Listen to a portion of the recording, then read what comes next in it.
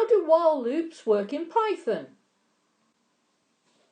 Before we look at the code in a program, it is important we remember that a variable is a location in the computer's memory that is given a name. The program can then store data inside that name memory location, can use data that is already stored in the name memory location, and can change data that is stored in the named memory location. Remember, a variable is a named memory location. I am using this table to represent the computer's memory. So here is one memory location, another memory location, etc. When we use a while loop, we need to create a variable to store the data that will be used by the program to decide whether or not to go round the loop. In this program, I have created a variable named again for this purpose. The word while tells Python we are creating a while loop. Python then checks what is stored inside the variable we have created to see if it matches the condition for entering the loop. In this program, that condition is, does what is stored in variable again equal exactly the lowercase letter y? When the data in the variable does match the condition, Python runs the lines of code that are indented inside the loop. In this program, there are 3 lines of code inside the loop. When the data in the variable does not match the condition, Python leaves the loop and jumps straight to the lines of code that are not indented. In this program, there is just one unindented line of code after the loop is finished. First, the question "start the loop" is printed on the screen. Then Python creates a variable named again, and the user enters data that gets stored in this variable.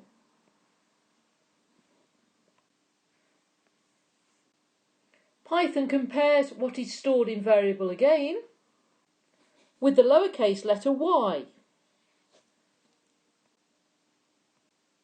Are they equal to each other? Yes, they are, so Python must run the lines of code indented inside the while loop. The word hello, followed by the question "go round the loop again," are printed on the screen. The user then enters data that replaces what was previously in variable again. In this case, the user has entered y. So the new y replaces the old y in variable again. Python returns to the start of the while loop and once more compares what is stored in variable again with the lowercase letter y. Are they equal to each other? Yes, they are, so Python must run the lines of code indented inside the while loop once more.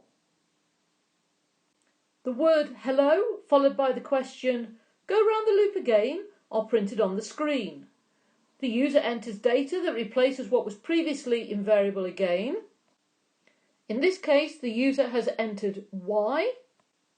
The new y replaces the old y in variable again. Python returns to the start of the while loop and compares what is stored in variable again with the lowercase letter y. Are they equal to each other? Yes, they are, so Python must run the lines of code indented inside the while loop once more. The word hello, followed by the question "go round the loop again," are printed on the screen. The user enters data that replaces what was previously in variable again. In this case, the user has entered n. So n replaces the y in variable again. Python now returns to the start of the while loop and compares what is stored in variable again with the lowercase letter y. Are they equal to each other? No, because letter n is now stored in variable again. Therefore, Python does not do the lines of code indented inside the while loop, but instead jumps to the unindented code that is after the loop has finished. This tells Python to print the statement "the loop is over" on the screen. In this program, how many times the while loop is repeated depends entirely on what gets stored in variable again. The code inside the while loop will not be used at all if the user does not answer the first question by entering the lowercase letter y. For example, if the user enters n in response to the question, start the loop, then n is what gets stored in variable again. When Python compares what is in variable again with the lowercase letter y, they are not equal, so Python jumps straight to the code after the loop has finished. If the user enters anything other than a lowercase letter y, the program will not do the lines of code inside the while loop. In this program, the variable that has been created in order to be compared at the start of the loop is named length. And the integer 8 has been stored in it. To decide whether to run the code inside the loop, Python compares what is stored inside variable length with the integer 10. It is checking whether what is stored in length is less than 10. 8 is less than 10, so the code indented inside must be run. What is currently stored in variable length is printed on the screen, followed by the statement about to grow. 1 is then added to what is stored in variable length. Python returns to the start of the loop and compares what is stored inside variable length with the integer 10. 9 is less than 10, so the code indented inside the loop must be run.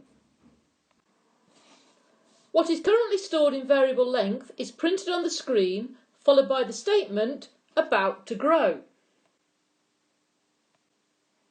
1 is then added to what is stored in variable length. Python returns to the start of the loop and compares what is stored inside variable length with the integer 10. 10 is not less than 10.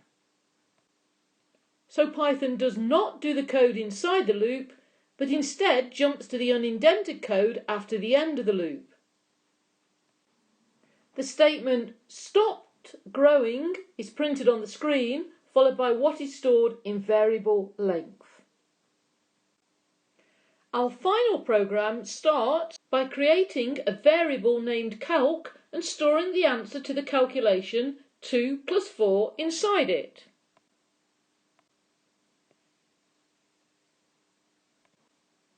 Python prints the question, what is 2 plus 4, then creates a variable called ans, and the user's answer is stored in it. Python compares what is stored in variable ans with what is stored in variable calc. When they are not equal, the code inside the loop is run. When they are equal, Python goes to the unindented code after the loop has finished. On this occasion, the user has entered 5, getting the sum wrong. So when Python compares variable ans with variable calc, it finds they are not equal and the code inside the loop is run.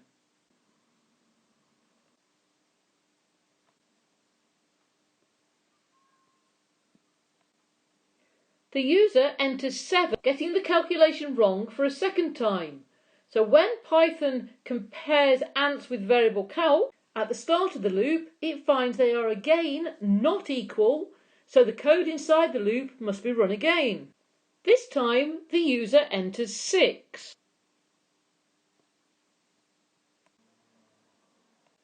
So when Python returns to the start of the loop and compares variable ans with variable calc, it finds they are equal. So Python jumps to the code after the loop has finished.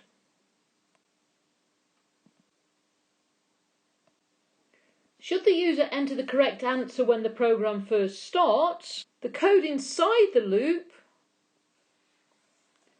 will never be used. For example,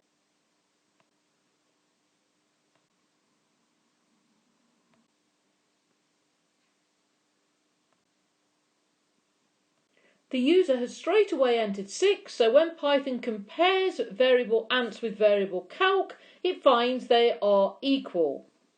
This means the 2 lines indented inside the loop are not used on this occasion. Instead, Python jumps straight to the code after the loop.